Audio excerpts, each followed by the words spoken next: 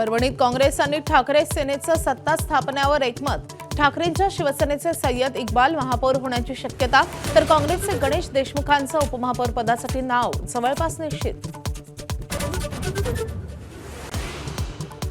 पैशाच्या महापुराला निष्ठेची भिंत तोडता आली नाही। जिल्हा परिषद निवडणूक निकालावर उद्धव ठाकरेंची पहिली प्रतिक्रिया, महायुतीवर निशाणा।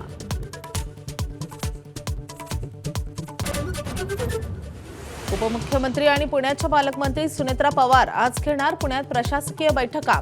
जिल्हा नियोजन समितीच्या बैठकीत ठरणार जिल्हा वार्षिक आराखडा। बीडमध्ये कॉपी करण्यात सहभागी असलेल्या 17 शिक्षकांवर थेट गुन्हा दाखल।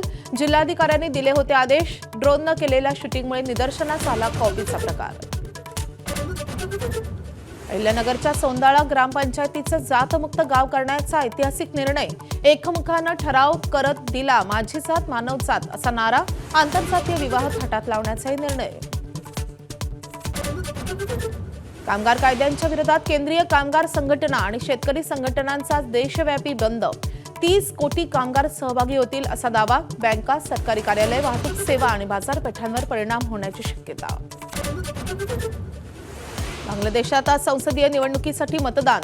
12 कोटी मतदार ठरवणार नवं सरकार। जमाते इस्लामी आणि नॅशनलिस्ट पार्टीमध्ये मुख्य लढत। T20 विश्वचषकात आज टीम इंडियाचा सामना दुबळ्या नामिबिया संघाविरोधात। दिल्लीतल्या अरुण जेटली स्टेडियममध्ये दोन्ही संघ भिडणार। सलामीवीर अभिषेक शर्माच्या खेळण्याबाबत साशंकता।